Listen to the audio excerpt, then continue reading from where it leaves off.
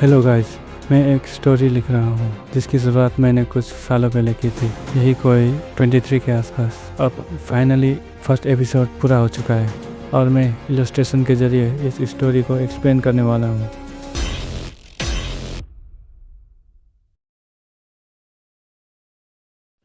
तो शुरुआत में हम देखते हैं एक भयानक जंगल जहाँ पर घोर अंधेरा, डरावना मंजर और ऊपर से काले बादल जैसे बारिश पड़ने वाली हो। दूर दूर तक एक भी जानवर नहीं, ना ही पंछी, जिससे सन्नाटा भी था। फिर एक अजीब सी चीज़ दिखी। दूर से एक लड़का दिखाई दिया। वो कुछ 10-12 कदम चलता, फिर थोड़ी देर रुककर चारों ओर देखता।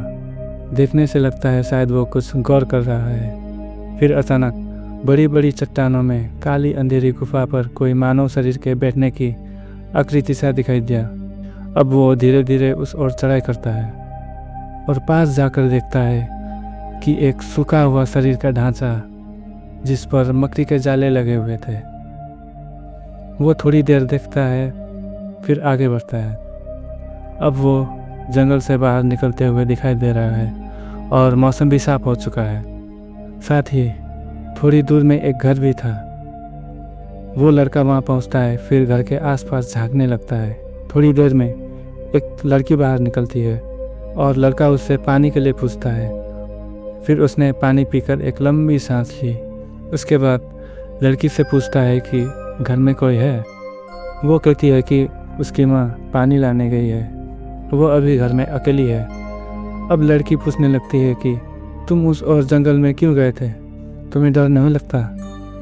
लड़का कहता है यह जंगल बहुत ही डरावना है और अंधेरा भी। इतना घोर अंधेरा मैंने आज तक किसी और जंगल में नहीं देखा। फिर उसके फ़ोन में नोटिफिकेशन आता है। ये देखते ही वो लड़की को धन्यवाद कहकर वहाँ से चला गया। लगभग 4 किलोमीटर रास्ते में घास और चट्टानें पार करने के बाद एक गुफा की ओर जाते हुए दिखाई पड़ता है। यह कोई मानव निर्मित गुफा की तरह था। उस गुफा के अंदर से एक और दूसरा लड़का निकला। फिर कहने लगा मुझे विश्वास नहीं हो रहा, पूरा 21 मिनट्स, जल्दी चलो वरना तुम देख नहीं पाओगे। इतने में वे दोनों दौड़ते हुए अंदर घुसते हैं और हम देखते हैं एक बड़ा सा जलता हुआ लोहे का पिंजरा, एक बड़ा सा कमरे के साइज का। चारों तरफ मोटी मोटी तारें जुड़ी हुई थी जिससे हाई वोल्टेज बिजली का उपयोग किया जा रहा हो। वो पहले वाला लड़का कहता है हर्ष, अब टेलीपोर्ट का काम जल्दी से शुरू करना चाहिए। अब हमें दूसरे कैरेक्टर का नाम पता चलता है जिसका नाम हर्ष है।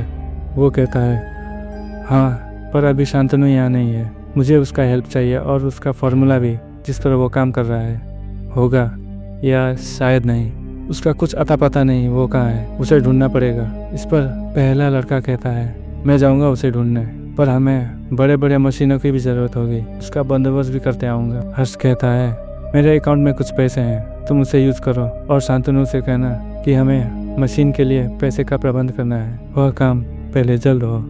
तो दोस्तों, इस कहानी में यह चीज़ इंटरेस्टिंग लगी, पर यह है क्या, शायद किसी को कैद करने के लिए बनाया हो।